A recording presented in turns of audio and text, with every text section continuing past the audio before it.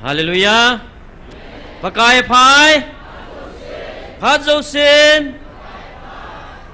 Iho dingin pathin apamong mongin tunsan gaya. Mihim gun hilo. Ama tain atsate alung thlei na ding le. Ama le ama kisulung dam na dinga. Pathinin iho nam pumpi tundo na dinga. Angai chat pen. Tao na thagao mi thitui. Ho to la dinga an sei tu ni ani kho zakole som kole sagi ngala na go zakole som kole sagi chan pathinin damna ai pi ji win ama sapen tan pathin thang vai num han lang deng la ken sung mi te ho ta sa ta chilai kal khom pi ken sung mi te ho na hi win online a hung pang ho zo si jong na bon zawin ka ngai lu ne le ka jana jesu christa minin salam khain bole tu la inam sungu nang zong kê zong năm din mun hỏi gel tieng le koi ma lung nawa ta hin kumang ding dingin kata san pun adin chilai pakai tha chate ni zong a hi in chilai to khom pi ho zong a hi in lung thim ki chol do thailo hin eu mu win inamu adin tu ni chan ge ya gal hinga ki man hen tang om ho achung thu agay na asu na ki hechin lawa a o ki jaji a nai abang la pui ti a lung thim gi taim ho hi ve na hele pathinin wanoi le si thil dang danga ikisa lal sanguwa inam wa ke ngai lut na khat hin khuchunga jong thil tam ta to nom ji a hi e ho zo si ko na hi pathinin thil hi alun sa hi de o ti pong hi ka gel ji in jong le tao na tilo bol thei nei po vin ni kho chi ma sa ni thum chu hidem chilaya chapang sagi na hung ki zong do a evangelist te ni khutta ko na pathinin athagau ei chu do pi chu kidang chu na hi chi chu keong chini chun online a phatien khong pangin chilaya amun lai ta apang ho thilung thil su ivet nova ikipau le khonai tham kha theu chana thilum ho to gala ka nga ko na hin be ho tham khat ka te ka numin gal ka nga hin vet chun za chom thil tam ta hi ka hin mudoi pathian ho pi na ka changin pathian lo pi na imu ho yong chu khanin ka koi tan a hin la zem na thona ngộ na tabanga hi kalung sung hi ikidot khan mai chu hi chi to chon ke ma na tu ni a hi pathin hacha tam tam jong le gideon chunga pathin apan sat le pathinin inam pum piu adia tu ni a hi holam kai ho le nam lam kai ho kigel do na nei the diu le am ho zo sia dinga hi lungil ta itaw na diu dei sa na hi ichi thumun hi ka hin than hin tin chini so na kidang mongin sa pangtam ta hong kizong do high school simlai a class diu chu ka hepun ka hisa ma le 6 7 8 tila ho hidin kata asani ai le kidang ta in abon chau chu nga chun thagau gilo eng se kichip na hin ko la mang ding su mang ding teng la ta sa su gim na jong chang tao hi tabanga achung wa thil hung chu pathinin ei ngai lut naw le chilai muna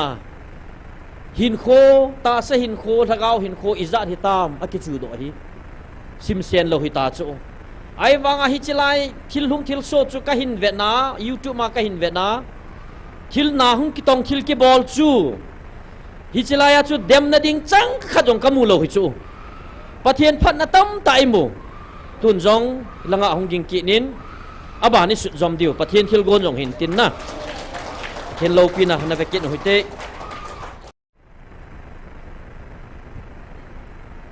ki pa mo nge hallelujah zat isai bang wa chlai mun adam nei mu jiu ji he na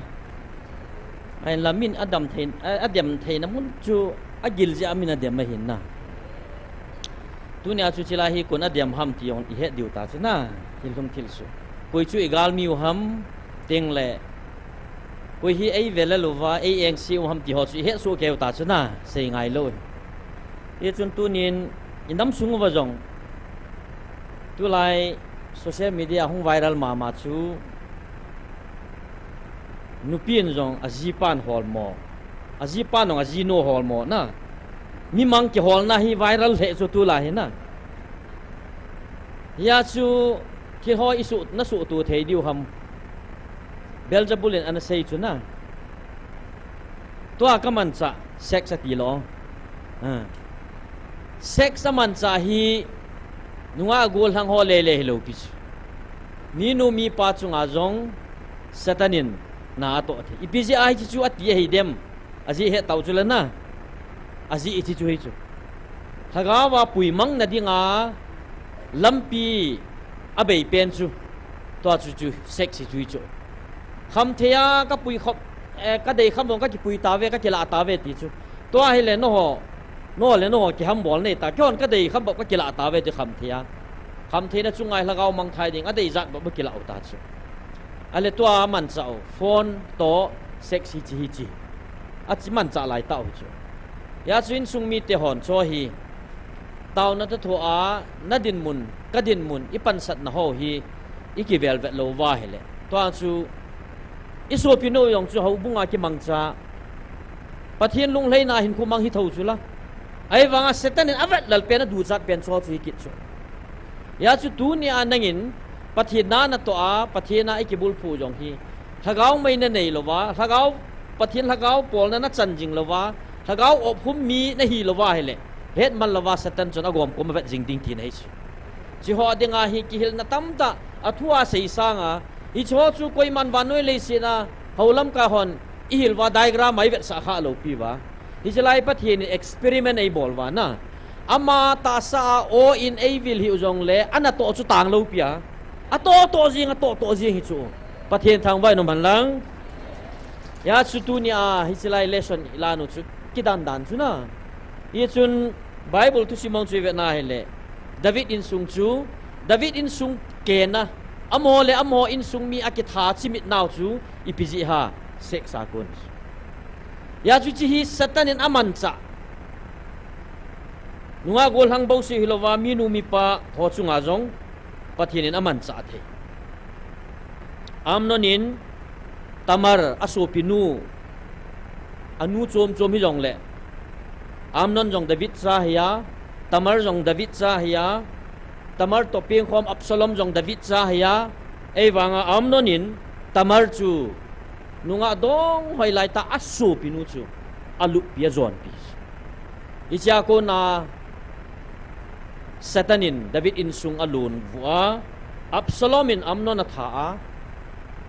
David in Amnon pula dawa abana Amnon jong zob in atha a ain sung chu ki tha tu na thunga chi piji ham itiai le satanin David in sung David chu pathin lungchang nei pa tia newa panathu simhung kiseya Israel te leng hol azong athing pen pathin lungchang khoi khapen leng pa chu ale langa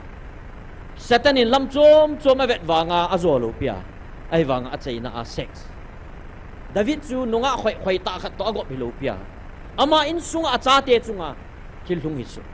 ya hi hin kho a hi thagau lampi zo nawa ichi theilo wa hele kei ka kum tam tai alam male kei ka kum hlo me kei te a hi thagau lampi hi yam ching thei ta discipline manglawa mo zo thei poi ti chu i se do nu mai in ya chu nuza ke sei ban hi chi chapang sagi chu chilai mo nai ki paw chu kyong ka ki pa dan nan chu pathian lo pi na i mu vin tin le ai wanga chi chiwa chu question lungchanga ai ki ho pi ai ki dot wing veng chu i pham tia le hitabanga ta sa hi chi khangdong cha te ho mong thai ta ding chilai ki hu do a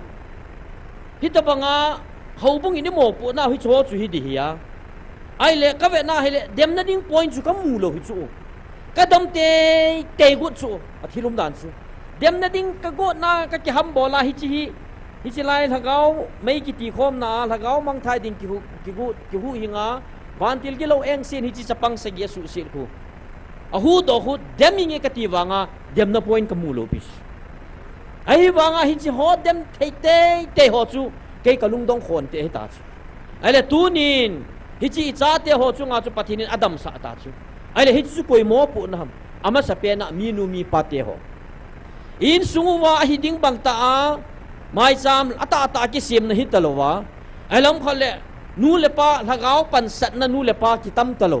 hi chi chapang ho chu lagao ading a chu chapang cha he chu la alagao din mo na mo na khet thei nai lo diu chu la lagao chu mi icha te ho chom ho ke nga hong din thei ma sa nga chu nu le pa mo pu na hi long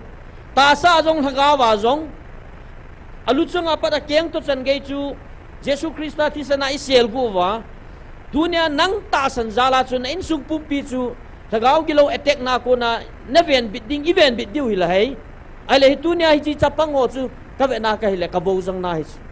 ken ama holo pin pathin anna to chu ka ki pa pin a chu ai wanga nu le pa din mun ka mu do antin ka lai na dan ka bo jang na dan chu hi chu inamu adin mun i chun tu ni hin gilta hi chi gideon hin ku chung changa ko na hi adi a nam lam kai ho haulam kai ho chule imazo si hung ki pat do na ding inbul minu mi pahon gideon hin ko ako na hi ikihil diu hi kong ki gut na hin tin hinge judges bungup bung sayi sung thu hi in bible ang hin simpong katin atu simjong abon in say pong katin judges bungup bung sayi sung hi tunia ikaulim na diu hintin gideon jong hi chi phat khanga chu mosi banga pathinin israel te chunga thutan vai hom ding le galmi te ako na Israel te hu do a mancha adinga pathinin gideon ong hi anatu nei ahila Israel te chu phat khanin adi sanin them gao Deborah ako na lol hin na gal hinga ko na hung zam do naw pathinin Deborah mancha Israel te zalen ta zo kum som li sung hi Deborah khang zawa pada kum som li sung Israel te hin khuman chu nung vet leo hen eho pukitsa te hin khuman tabang bang hi Israel te nong aman chu ikiba chanu hin khuman dan ho ilung ta dan ho ilo chal dan ho ama bo pathin mi ngai lut na abo chu ki he khan hi ya I chon set danu le igil lo danu le vanoi le set nop sa na ding ingai cha dan ho jong hi Israel te ato ki bang cha di chu hita banga si Israel te ang kum som li zelen ta hin ko man wa chu Deborah khang masanga so a hen tangau ma so din mona ko na pathin apui gal kai ho chu asu milowa chidang nam dang te to ki cheng wa milim doi sim tu ho a ho wa pathin lunghan na tam ta akilui lut pha ma ipiti ta mitile Israel te pakai daw na chon sit ma be se pha na chu pathinin acha dail han na chu su di na ding le puitup na ding le ama ho tato chat milung ta te ho banga milo chal te miku kal te thiam gao ho thuma banga jong chon lo te acham chama ki pathin sa ki vai hom thim sa chon te chu atato chana dinga pathin agun chu phem sagi sung gal gun kum de tis ya ju Israel te lung hai na dinga sagi sung jo pathinin achung wa hi Midian ten gala bola asu eng sinwa ane atsa ain lo zo si sumang ke dinga pathin Midian te koi pi ta chu ale cha hi Israel te gen theu tulai ho din mun to hung ke lo ai chu gen thei bintin hitia chu Midian te kichar husana chu akhusungu agam sunga jong cheng thei tolowa song kuda la pawa ki selowa thinghang gama zamuwa ki sel gama che chau gama hita chu aile khubanga ki chata wa chu Midian te chu thip telew kiloma thip ti lo chu asangong sau sakol ho tong ki tol jiwa Israel ten muchi chivo avul ho atu ho gam sung zo se chu asu se jiwa kya chu tulai paung ki se de economic blockade ng abol Israel te chu ne le cha jong nei lowa thigam ke ding akimu pha chu sut leading dot leading tia hi Midian mi te hi Israel te chu nga gala bol dan ai le Amidian mi te chun Israel ti zo khap lo so ai wanga su gal pa ga akila akil wa Amalek mi te to chun ga ki thu ki wa hi chinam mi te ho chu van noi le sina hat pen hi na dinga chu Amalek mi te aga til do ki wa ki lung tu ta hi Israel te hi su mang mong mong dinga hi ane cha ho zo ki ngana su mang su ale Bible chui ve na le Israel ten alon na je him heta poi tia judges bung gup chang gup ma ki se chu Israel ten alon na ji mong heta po ve ti din mun chu pakain declaration bol ta chu tun wang kami Israel te hi ta sa ki hoi tho sa ni za kai zo se hi amang ke tan tun Midian mi te jong amohon I ma ale thu zo ta poi Israel te hi akichai mong hi tai ti hi chi position condition chu pathenin declarable chu ale hi chi om pe lai tawa chu Israel ten pathin hin ko pan ta pathin hin ko wa pakai ko ma nei hu win ti ai pakai ko ma tao inge Bible chu sima le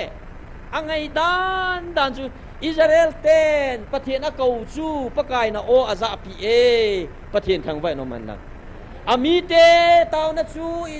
pathinin anei pa nam nei pa in ami te tao na o cheng chu aza in ahin la Bible ami te in a ko pau thupi anit po ve ki to chat ni wat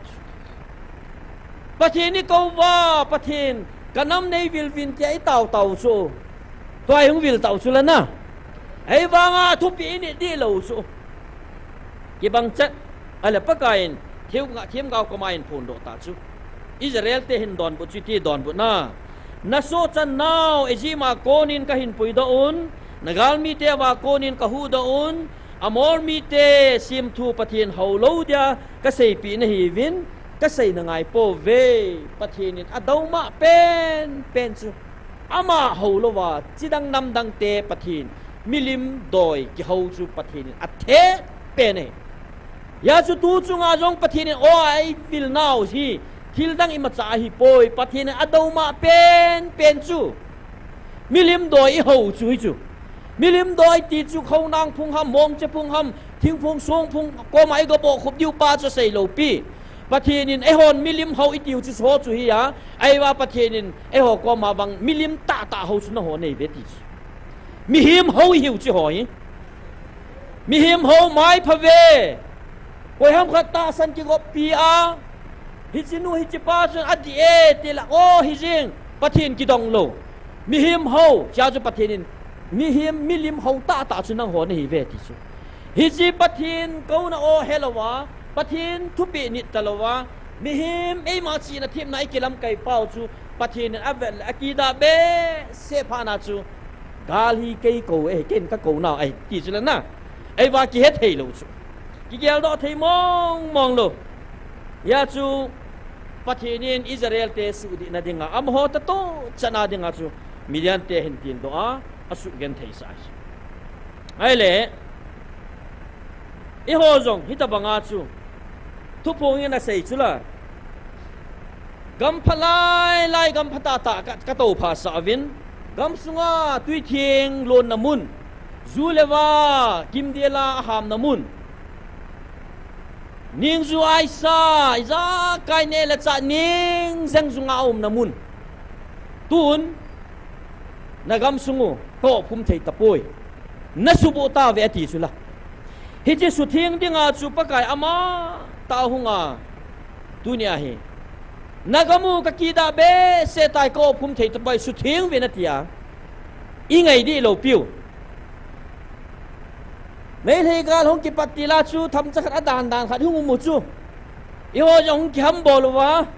ala pathen hi chi gal chu ka tu ki pi ta ve pu ps kom hoi cham na gal mi te ati chu na i tu ki piu hi chu ala chom khadi ki chol do tabang wa Israel te kum somli Deborah khang zawa zalen tabang wa chu pha chom chakhat pathenin galin tu pi ki nu chu amun munai ki hokchil chat ki do wa in chen lo chen ding plan ni bol ki tau chula na kaza he e ho lang jong i chom hi lo kulang sai kul hang kang pok pil hang nong i chom hi lo pi mi pa khat do ka khol a se he e upapu asi kom tapo ve amun muna in sung kilol na tha ka simu win pa chalai tha bol din ka ki hut ke ta ve ti chu ki go ngo na pa chalai ham lo dinga pathianin nian sol dia na vevin ka ti chu kalung hang be sa sai di lo chu lai nan la ha chom chahat pathianin galong ai ga tu ki pi wale decision chom khat ila kit wa in chen lo chen khat iga ngai tu kin u chu lai nan mong e aga hi tua ine nào hi mà chạy lâu pi chu chom khat je aga hi ana vetang tua aga ai tu ho hi ho in sunga pakai nu ei ngai da mu vin tin hi chi ho zau na chu sek re man jong in thok mei theu lai ho bung kum koi kharam khat chun lo thei tu cho khi lo wa zu cho kha wa don la kham ta banga chu na ima zo sia hung zau thei thilin kin ya chu setanin hi chu man chai nam hu yam apu ru thei ja chu chi thei ngai dan chu ai le milim ho milim ta mi ta tai ho na ba na wa i chen khom tiu chi dang nam dang te pathian no i ta san ga mu chu i ti ta sanu i da moi ve sit pha le mai mi mai bai ge vit lu long ho la san tong tam ta yong chi chu a ji chui se la dam thei pha le hin dam ding ngai cha choi la yong le chi moi de mu ei ki le mi chu e chi mai thei kai nei jiu hin mai bi mai ba ho income rong boin de ka ti akash to martam ta chi thei ta lo chu ilai ai wanga pathianin chozo siang chu chi ta lo wa chi mala la hi si ta san hop mei yong chu su thieng na de ngai chlai mun thieng ai phu do pi wa GMFDI muna zantra mantra ti ho doi tam ta thu le la evangelist te ne ko na pathin ai ha pi hi lo pi la ha pathin thang vai no man lang ya chu hi chi ki la do na ho hi chi ki to do ho evangelist te nin a chu do na ho mi ho chu lung hang ni mong a tho lal diu mong ai le hi ta Israel te yong chu ki cha ta om pet wa hi Gideon yong ki cha ta chu ama jong hi ta chu suang po la ki se ri chu ai le aki sial na muna hi pi ti tam mi te la gu thi ma hi chang phol su lo chang chil pe te bible ach gu thi ma hi mun ne chakana hi agol gi nong ki za loading median mi te nong het lo de gu thi ma hi chang chil pe na hi pakai van ti la ko ma hung ki la a vo mi hang mi ta han pakai na pi ti ai van ti khalong sei cho mi hang mi ta hat pa chu sung kwa ki se li cho na ai wanga van til chun vo mi hang mi hat pa pakai na pi hung ti la khat pai king do ri di cho ai wanga hicha van til na sei hi Gideon cho hat mong hang san hi lo chu a le gala pang di chu ka thina mi til do a mi dian mi te cho ki sa pi di chu a mai san dan chu na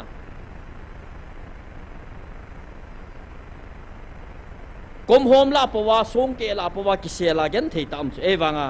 van tilin vo mi hang ati chu mi tha hat pa ati chu e ha lungdon chu ta chu ai le chilaya hi pakain tunia o ai ho pi bangwa hi Gideon in jong anakhanga hi za thei dingai o a hi van tilin a ho pi chu ai le chai la do no mu chu vo mi hang mi that pa atia sei hi pakai o hin tin phat thei na to mi hang san lo pa chu hat na to dile mi mei san pa chu han san na to mi hat mo pa chu hat na to api ta go ma chu pathinin Gideon chu nga chu hi chi hat na thagau chu a khum pi hi chu pathin thang wa no man nang ai wa Gideon na ki he do lo Gideon na he do lo ya chu tu nien lungil tan taw na ta thon gel leo hen pakai tu nia o ai ho piong hi nang le ke mi hem upa mang neo to na ki ho banga chu na gela le phachum lo di chu pathin chu hagau hin tin a o jong hi e ho pum pia de phat theina tha hat na ngen chang o cheng hi bo chu hi chi ingai do thei lo ji wa chu tu nia hi pakai o in ai vil now he a meaning thei lo banga mai ai wa tu nia nang le ke i het thei ta jin pathin ka thang vai ai le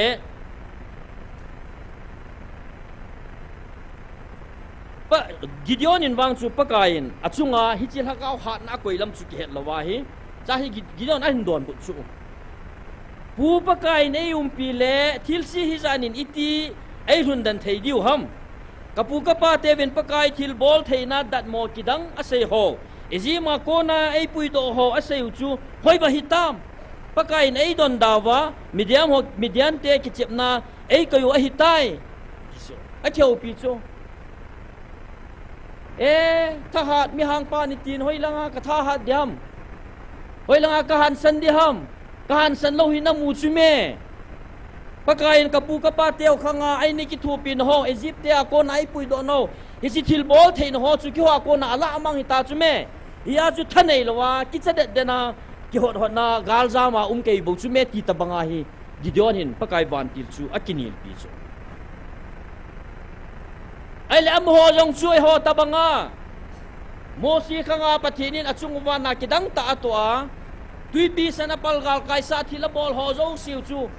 pathinin alo pi na mu zo siu chu apului ho ta san chu ki sun pi wa Israel te muang tao mu chu kyo chui dai pui na tao pathin cha ka hiu chu me tui pi sanong ai palgal kaisa chu me tol go lamai zo sau chu me tia pathinin phat khana chungwa na to chu ki sun pi wa amon langai mi ma khou chu ano no mau mui chu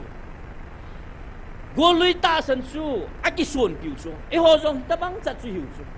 galung le ta chapa ta chano 1917 19 lai la pula paten British te ana sa nu chu ikisun pi na lai chu ta amo chu pathin phar khana chu na pan piu chu khi nang le chu na ai le hi chu chu to ho ni kisun piu chu la ikisun pi wa Israel te banga pule pate hota san chu to hi amo ho thu po no sei chu la no ho na puna pa taw khalani kita ta san jala tu ni chana ka pui nei veti lai hi chi ta san chu tu ni chana hin piu bo chu toy hon pakain o ei vil zo wa pana hi khang ka ba na hung chi ki dinga hi tua o avil te acha te hi nang le ke ta san din mu na ko na aban ina mu hi pathin ei pui ki diu chu hi chi ta san chu ip bol tup lo wa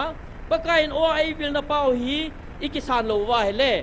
pathinin tam tai gut pi ho yong chu atu tang kit the pathin chu anu numa chat lo pathini chu nang le kai su tu a chat lo ding pathin lo chu ya chu tu nya pathinin October ni sim som ni le gu 2025 ma yung ho piu chu tu nya na chan diu zo siong Isaiah thiam gao command ki sei tai ti chu hi tai sei chu verwin anangai phawin ata san lo ho le keima thupi ta san lo le tai tom ho keiman ka ho pina atia mak bung sagi chang kuma pat chang ko chan hi chu ni ve sim sa chu khat ve ki chai lo ni ve sim ha sa chu nang ho mi him lungpunin hi chi ta sa ka za mi pa hi asim thua ka za mi pa in asim thua a hol thua a sei na mu ve ti chu ai le hi Bible chang chu ipiham in siming kate ama na zawa mi phalhem nang ho tu dol hi isayan kito chana gau thwa se ya hi tia ki sunahi hi chi nam mi te hin akam sungwin ei za bolun alung thimula ke ya konin agam la le jingi athu hilu zong mi hem thu pi jing a hil ji un ei ho bu zong hi mo se a hi tia a sei chu pathin thu pi na payun mi him chon dan zo nani nu vin ei ati hiti zong hin azawa pathin thupi phata in na payun na chon danu zo nit na dingin na ngai tu zo vi ong tia pakai Jesu Krista ama ta in hiji khang laya dinga Israel mi te chon ding dan Isaiah thiam ga wa anase tu chunga o a I hung vil na wa zong hiji Bible mun chu hin po la ki na isim phong so ihin kho chu nang le ke ki hello mai the lungsung ve pa pathin chun I chon danu chu hitabang hi na hi ve na chon danu hi tia lungsunga pana ahin mu pa ahin sei do chu Matthew bung sagi changup le changku chu chu achu tia le e ho hi pula mai me ya anarana pathin in jui pau hi pathin hi kho pi ta chu ya chu su di ding pathin adi tai ho the ni wa pathin ngai lu no chenga hung vil ala pakain Gideon adon butsu nakaha lain konin anti ta chu nakaha lain konin Midian te ko na kon chun Israel te ka hu do tangem ken ka sol na hi chu me ati cho hi chiwa pakai o cheng hi Gideon ho pi na hi chilaya aman thu cheng gal hi ken ka zo pi na hi nagal mi te hoi langkam hi gei hitam gal hi kin ka tu ki ne ti ho te hin achi na long pi principle hi ki bangai chu ai na tha line ko ni na ti iti pha chom sung kuno ya ki sel pa chu itia tha hat ngei di ham ai wanga pathinin asunga lagaw akui pi chu Gideon na ke lo chu o Gideon na chunga lagaw ka kui hi chi tha chu mang chan lang chi lo in konin lang Midian te khona konin kami Israel te ko hu do tango ti sol chu ai le Gideon pi chu kate paka hi hamo ti han lang hi le kilom hi chu phun kit na lai hi pathian na phat tan dan pathian in achunga ha ne la han sana koi chu Gideon na khe lo chu ale chan sei chu Gideon ni kiniti Israel ko hu zo do ding ham kein sungla manase ala chompen keila kain sunga imacha hilo pen ka kisai nim ke dei chu pathian in chin ti le chi dia o ai ho kam thim bana as phana to tai ni ho tabang tai chu chu min pit o phana ta ke a kai tabang mi gen the mi chaga tel o chaga ne o ne gen the til ni ta ta mo kit na cho tabang tai chu Gideon lung khim chu ai ba pathian in amu chu ai le pakai na don chu kapan pi ding si ana zo te ding a hi pathian thang vai nom han lang subanga lung neu pa pathian thagao akui pi lam jong hei pa sumil pa pathian angen si a Midian te khuna ko na Israel te hu do ding a sol pa chun atil tilwa atil do lo pha na chu pakain ama ta na se ju kapan pi ding si ana zo te ding hi chu mem nang ha nai pi ba na bol thei ding ham Midian te chu pasal khat se bola na bola na su gap jing ding a hi ti chu pasal khat na bol banga ka bol sa ding nei a ti chu ai banga Gideon ki pa ki lo chu ko dan chu na as a ho wang pathian ki le wang ki boi ve ta na electric post yam na ki nei mai thei sei chal ka sei hi che tang bol tang ki ti mai thei chu ai le cha chu Gideon pi sei ki na miel chi na thum kit he miel chi na thuma pakai ta be na hi phot chi na nei mu sai na ti kit so ai le nei mu sai lang isibahin ni na nga pe pen lang kai ka chiang ka tin thil to ding khatin join ka tin hi chu kapi ding nei ati ai le cha su pakai anga kit anga a Gideon in kel sa hoin choya satui bel khata in choi chu ale cha ju van ti le ase pathienin pakai van ti le kel sa le chang ha chu song chunga chun koin ki a Gideon ko ma sa Gideon aga koi pha na chu pakai van til chun song pi chunga ki koi sa le chang ha chu aga cho a he le song a ko na chu mei hung po na sa le chang ha chu ago vam aka vam pha na chu Gideon ê pakai nang na hi mo ahin ti chu hung khang do ba be he ale cha chu pakai nang na hi mo ta kit na lai chu kichai pakai Bible chu mala a kichai ti chu aji chu phiam tia le gului la chu Israel te ta san koi tabam khat po chun pathina muai le ama chu chi de ju ta san yi wa chu ê tunin pakai kamutan ka chi di tai ta kit de chu Gideon in wang a ho pi chu pakai he ti hi a he chit pha na he kichai e ho wang pakai ngai lu no chengai hung bilu thil kidang tam tai to piu mel chin kidang tam tai mu so hin khu tam tai hu do piu thagau gi lo tam ta su eng sinau ma hi chilai mu na ko na pathenin inamu wang le ham phana bu dinga ki phong ko ma o sam ko ma o izawa pathi na hi lam ke lo thi ha he kitin lai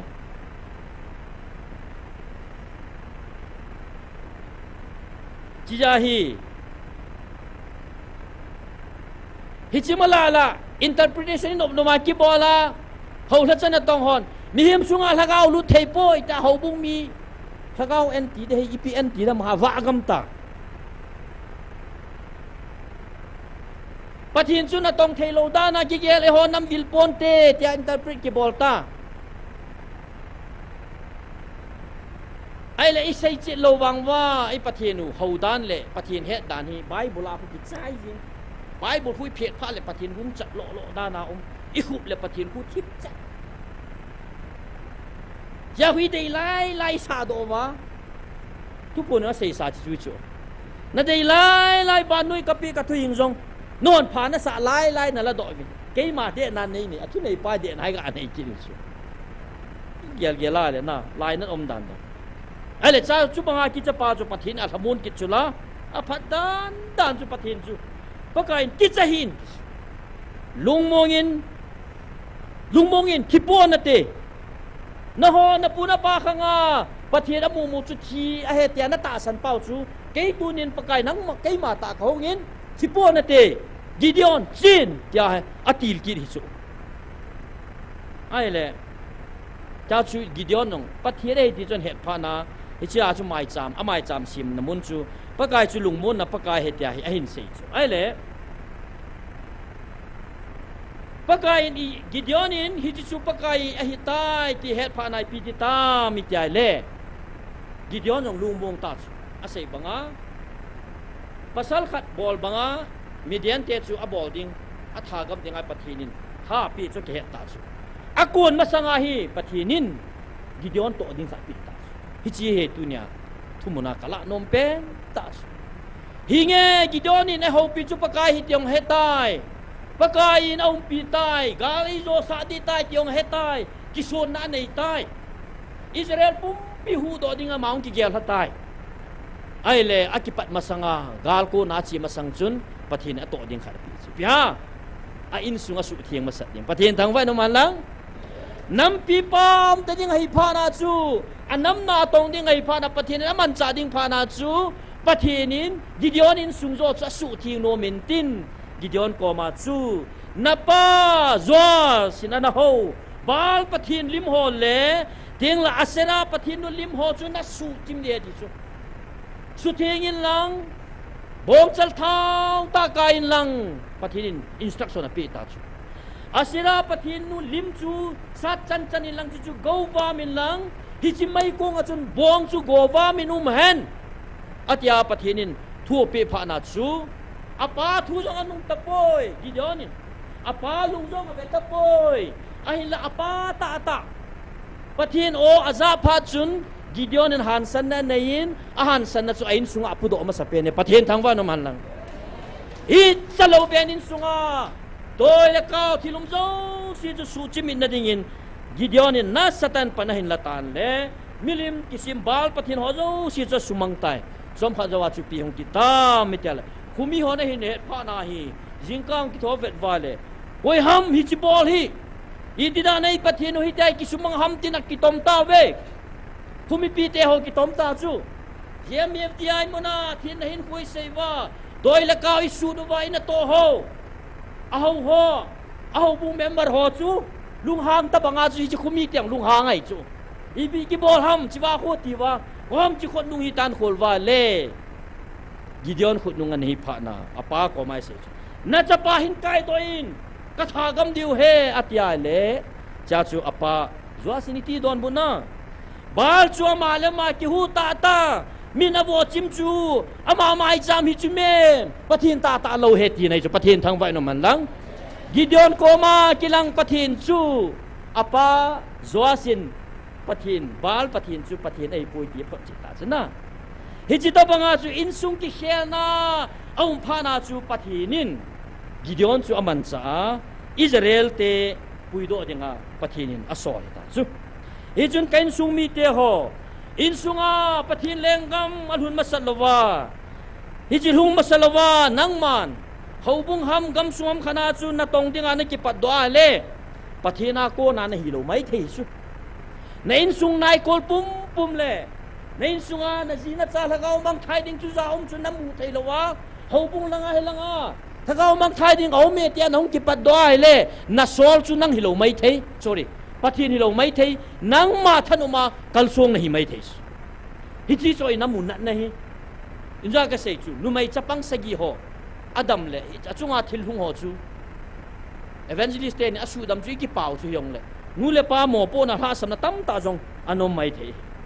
ไอเลอินซุงมีเตหะเกามันมาสลาวาจูหูโดมาสลาวาเฮาบุงเลกำซุงหะเกามันดิ่งอันนี้กี่ปัดดอยเลยนั่งจงจุอเลียมนะฮิเทชิปะเทียนมันจะนะฮิละว่าให้เลยเสตันมันจะนะฮิตีไหนจูเสตันเลยปะเทียนกี่ทัวมีมันจะหอมโลปิจูปะเทียนนั้นมันจะเลยเสตันนั้นมันจะโลปะเทียนมันจะโลจูเสตันนั้นมันจะกี่จีเรียงไงจุเลเฮาบุงสุงาถ้าเขามังไทยดิ่งโคซาละว่ามินพันนาจีฮัมขนาไอ้ลำคันเลยมุนจมมีเฮาบุงอินมิชนารีฟิลิฮอนโฮสุมเลไปตั้มตานะเสนาโอ้เฮาบุงบุลตินานามินอามัน number 1นะฮุงปันดิ่งโฮเดซ่านะเมียสุมเลไปตั้มตานะเสนาให้เลยสุมจงนะเสนเฮลเทสฮิจิโจเฮาบุงสุงสวยอาเซียเลมินเซนซูมาลาถ้าเขาทัวร์ก็เสียเฮาบุงสุงาถ้าเขาว่าลำไว้โฮกิเฮียลนะบอนกิมุโดอละวะมูพาเราคุลังเปมิชอนฟิลกัมตินิเซวะอิจิข้าเราขันเลนีหุงารีพอร์ตหุงปีจีโฮยงคูพัดเตจ่าตาวนัตทัวอิลอีตัวเราว่าเล่เซตุโทกิเฮียลนะให้ไม่เทสทุไม่เมียเอวถนอมนุ่มนัดยังอ่ะวิเศษของไม่เทฮิจุนีปีฮิจงเล่เฮาบุงอาปะเทียนหัดสนะตองดิ้งเฮอิน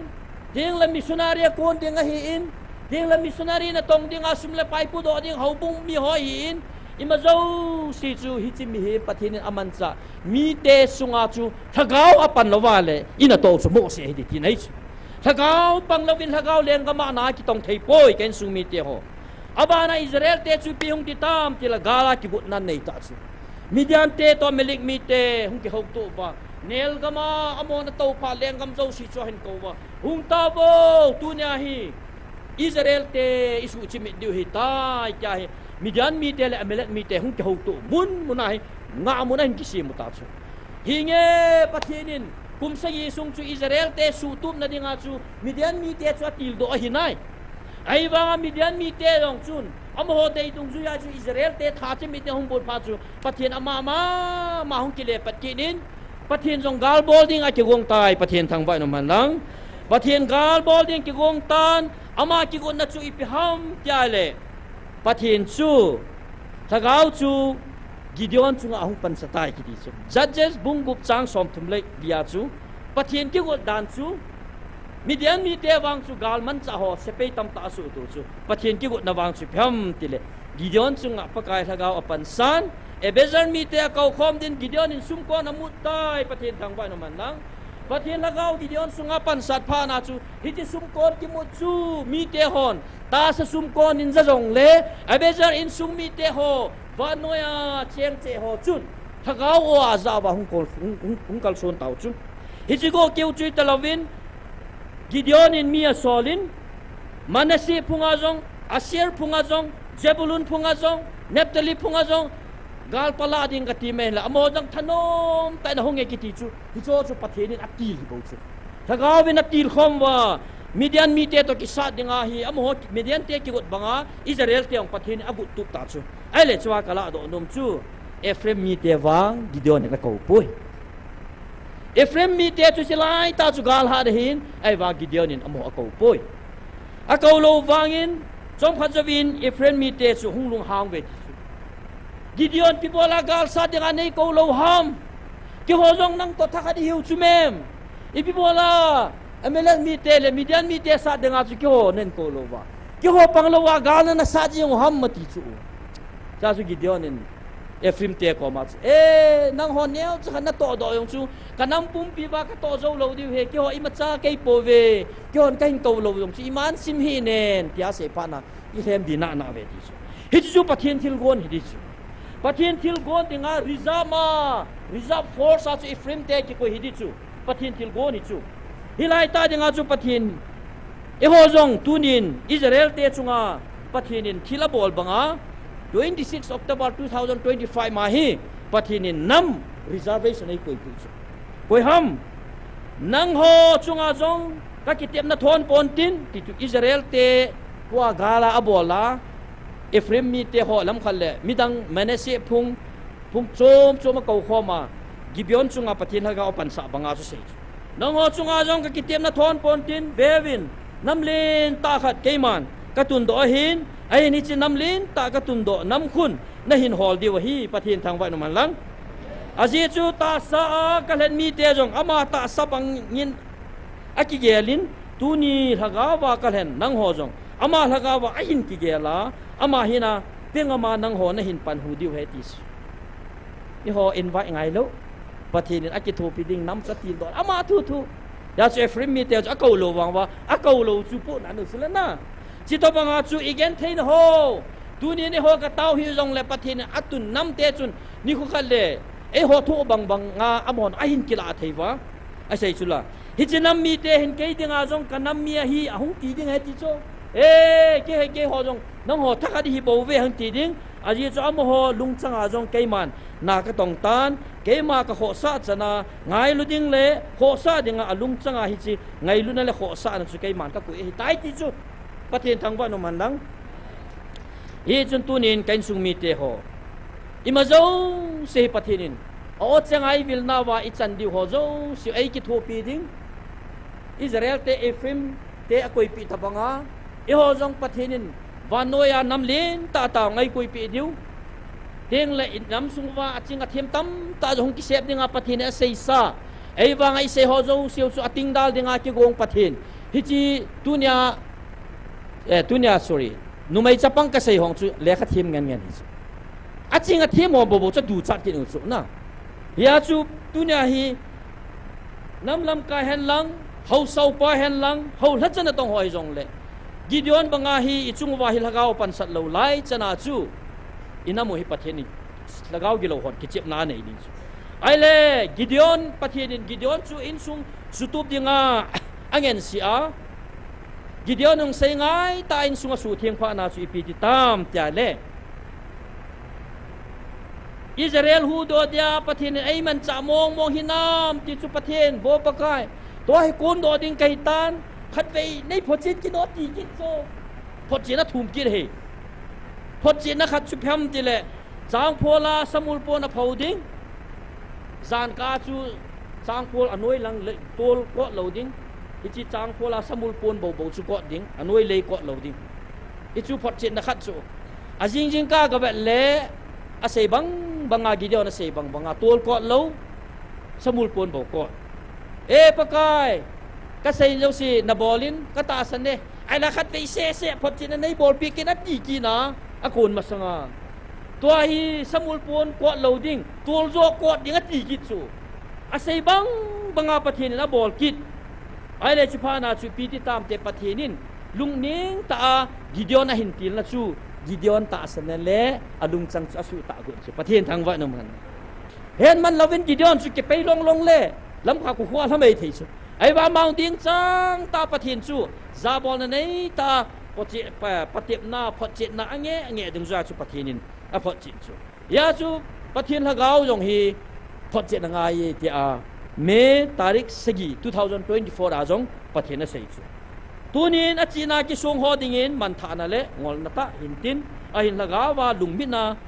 หุงนายาก็กอมหินเบลหออพจินหอดิ่งตัวสดหินนั่นแหละดำนะหิดิ่งหิอาจีสุกทูฮีเกยมาละกาวกหินกทูเฮคันดิ่งจุนละกาว่าโบเฮคันดิ่งหิตัวนังหอนนัจีนาว่าอีปีนั่นเองเว้มน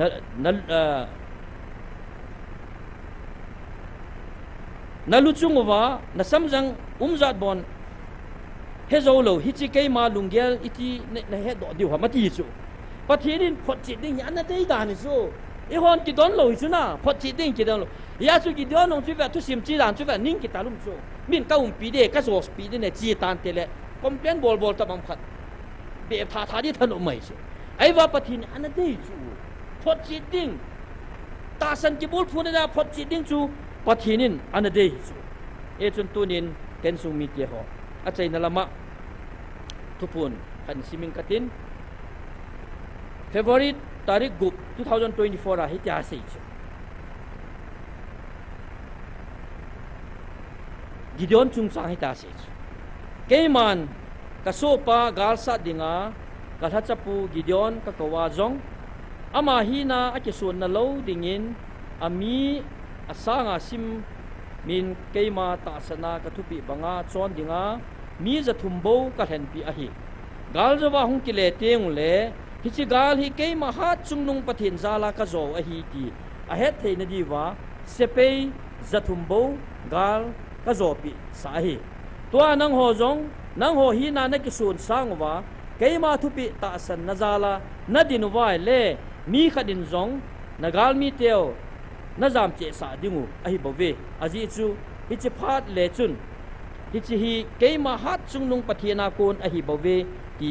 he na diu a hi tunya Gideon ko ma ki sei to nang le ke ko ma ki sei chu a system chu ki banga ei wanga Gideon chu mi za thum mi sang thum la chu za thum bo gal sa dinga than pi e ho wang mi khat le le yong ti e pathe thang wa no man lang mi khat le le yong pathin aman sa ta sal hagau gal nei zo siu suchi mi thei dinga pathin a koi sula gal la yong me thei gal la yong sei sula 1:30 no ho khat na thiu le amo som thum thi de sunu hangong sei sula mi thum le le ki panuvin na nei na man cha ho na nei kham kham po win ko nu win gal ka sa pi din he ti su ita san do ji ba chi lo wa to ai chan ya chu pathian ta sana ki bul phuding chu pathian avet nom pen he ti chu i sei do nom hin tin a chei na pena tunin ken sung mi te ho hau la chana tong hoi hi win hau sau pa hoi hi win ting le nam na tong hoi hi win Gideon chunga pathian hagau pan sat thein apan sat banga chutunia nang lekem pakain o ai vil now hi pati muhite mo dem dem tapote tau huitin bible simuitin chi huitin ke ho piutin thamuitin pati muhite